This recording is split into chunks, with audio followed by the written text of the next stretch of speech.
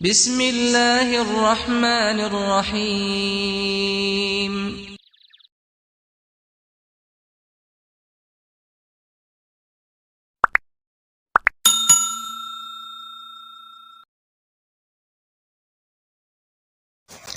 حضرت عثمان رضی اللہ تعالیٰ عنہ کے دور میں فتوحات کا سلسلہ چلتا رہا، یہاں تک کہ 44 لاکھ مربع میل پر آپ نے فتوحات حاصل کی، اور آپ نے امیر معاویہ رضی اللہ تعالیٰ عنہ کو ایک بحری بیڑا بنانے کا بھی حکم دیا۔ بحری بیڑا تو امیر معاویہ نے بنایا، لیکن حکم اور مشورہ حضرت عثمان غنی رضی اللہ تعالیٰ عنہ کا تھا۔ تو جب یہودیوں نے دیکھا کہ اسلام تو بڑی تیزی سے پھیل رہا ہے اور یہ مسلمان ہمارے ہاتھوں سے نکل رہے ہیں، اب ہم ان سے بچ نہیں سکتے، تو رافضیوں کا چربا، یہودیوں کا ایک چربا ابن سبا، عبداللہ ابن سبا تھا، جس نے سازشیں چلنا شروع کی۔ اس نے طرح طرح کی سازشیں بنائی، اور اس نے اپنے روپ کے اپنے لوگ، کچھ ایسے لوگ تیار کیے جو بظاہر اپنے آپ کو مسلمان ظاہر کرتے تھے، اور انہوں نے ایام حج پر آ کر حضرت عثمان سے بیجا مطالبات کیے، اور ان میں سے ایک مطالبہ یہ تھا کہ آپ اپنی خلافت چھوڑ دیں۔ لیکن حضرت عثمان نے کہا کہ مجھے میرے پیارے محبوب نے کہا تھا کہ اللہ آپ کو خلافت سے نوازیں گے، آپ کو خلافت کی چادر پہنائی جائے گی، اور لوگ اس چادر کو اتارنے کی کوشش کریں گے، آپ نے وہ قمیض، وہ چادر اتارنے، یعنی آپ نے خلافت چھوڑنے نہیں ہے۔ تو حضرت عثمان نے کہا کہ میں خلافت چھوڑ نہیں سکتا، کیونکہ میرے پیارے محبوب نبی کریم صلی اللہ علیہ وسلم نے مجھے منع کر دیا ہے۔ تو چونکہ صحابہ کرام ایام حج تھے، حج میں مصروف تھے، تو ان بلوائیوں نے، عبداللہ بن سبا کے پیروکاروں نے، جو بظاہر تو اپنے آپ کو مسلمان ظاہر کر رہے تھے لیکن اندر سے وہ منافق تھے، یہودی تھے، انہوں نے حضرت عثمان کے گھر کا محاصرہ کیا، کہ یہاں تک کہ آپ کو 40 دن تک بھوکا پیاسا رکھا گیا۔ وہ عثمان جو لوگوں کے لیے پانی کے کنویں خریدا کرتا تھا، آج اس کو 40 دن کے لیے پیاسا رکھا گیا۔ وہ عثمان جو 300 اونٹ لاد کر، غلہ گیہوں وغیرہ کے لا کر مسلمانوں کو صدقہ کر دیا کرتا تھا، قحط سالی کے دور میں مسلمانوں پر اپنا تمام مال صدقہ کرنے والے عثمان 40 دن تک بھوکے ہیں۔ وہ عثمان رضی اللہ تعالیٰ عنہ کے گھر کا محاصرہ کرتے ہیں، اور محاصرہ اس قدر سخت ہے کہ حضرت عثمان باہر نہیں نکل سکتے، اپنے کام کے اندر مصروف نہیں ہو سکتے۔ تو حضرت عثمان کے گھر کے اندر ایک ایسی جگہ تھی جہاں وہ کونے میں جا کر لوگوں کی باتیں سنتے تھے۔ تو وہ لوگوں کی باتیں یہ تھی کہ ہم نے عثمان کو قتل کرنا ہے، ہم نے عثمان کو ختم کرنا ہے۔ حضرت عثمان رضی اللہ تعالیٰ نے اس بات پر بڑے پریشان ہوئے، اور کہا کہ قتل تو اس کو کیا جاتا ہے کہ جس نے کسی کا ناحق قتل کیا ہو، جس نے شادی ہونے کے باوجود زنا کیا ہو۔ قتل تو اس کو کیا جاتا ہے جو مسلمان ہونے کے بعد مرتد ہو گیا ہو۔ میرے اندر تو ان تینوں خرابیوں میں سے کوئی خرابی نہیں پائی جاتی، یہ مجھے کیوں قتل کرنا چاہتے ہیں، یہ مجھے کیوں مارنا چاہتے ہیں۔ ایسے ہی مغیرہ بن شعبہ نے آپ کو یہ مشورہ دیا، یہ رائے دی کہ آپ ایسا کریں کہ یا تو ان باغیوں کے خلاف اعلان جنگ کر دیں، ہم آپ کے ساتھ ہیں، آپ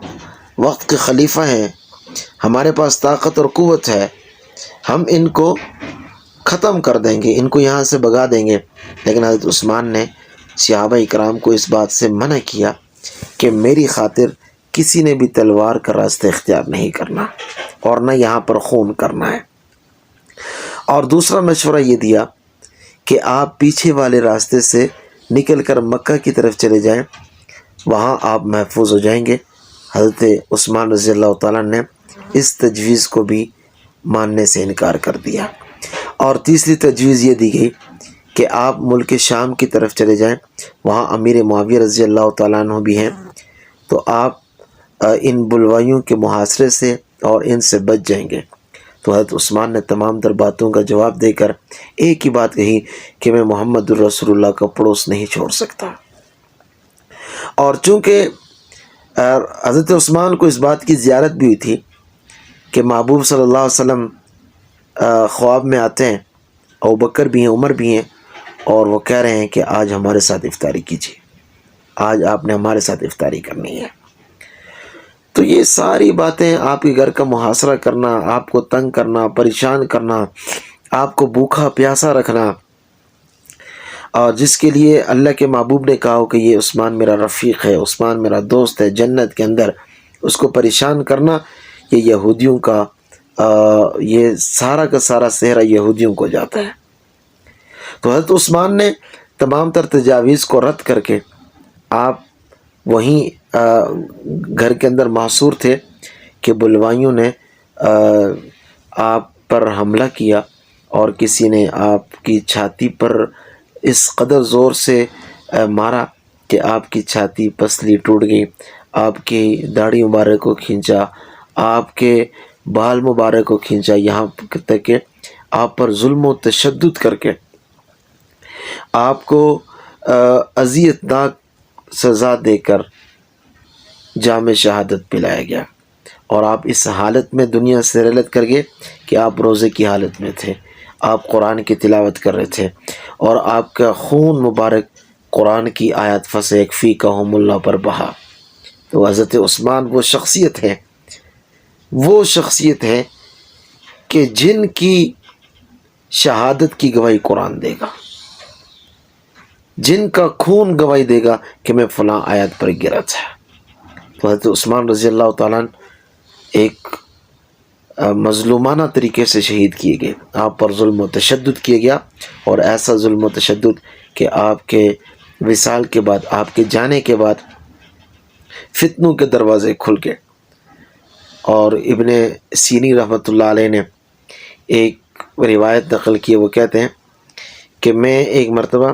طواف کر رہا تھا، اور ایک شخص وہ وہاں طواف کر رہا ہے، اور طواف کرنے کے ساتھ وہاں چکر لگا رہا، اور یہ کہہ رہا ہے اللہ مجھے میری مغفرت کر دے، اور مجھے پتہ ہے کہ آپ نے میری مغفرت نہیں کرنی۔ تو ابن سینی کہتے ہیں میں نے اسے روکا، پوچھا تم یہ کیا دعا کر رہے ہو؟ تو اس نے کہا کہ یہ حضرت نائلہ جو کہ حضرت عثمان کی بیوی تھی، انہوں نے میرے لیے 3 بددعائیں کی تھی کہ جب میں نے رسول اللہ کو تھپڑ مارا تھا، حضرت عثمان کو تھپڑ مارا تھا، تو حضرت نائلہ نے میرے لیے 3 بددعائیں کی تھی کہ تیرے ہاتھ خشک ہو جائیں، تو اندھا ہو جائے، اور اللہ تیری کہیں مغفرت نہ کرے۔ تو یہ دیکھیں میرے ہاتھ تو خشک ہو گئے ہیں، ہڈی بنے ہوئے ہیں، اور آنکھوں سے بھی اندھا ہو گیا ہوں۔ 2 بددعائیں تو قبول ہو گئی ہیں، اور تیسری بددعا انہوں نے کی تھی کہ اللہ تیری مغفرت نہ کرے، وہ بھی کبھی قبول نہیں ہوگی۔ تو حضرت عثمان رضی اللہ تعالیٰ عنہ کی یہ مظلومانہ شہادت۔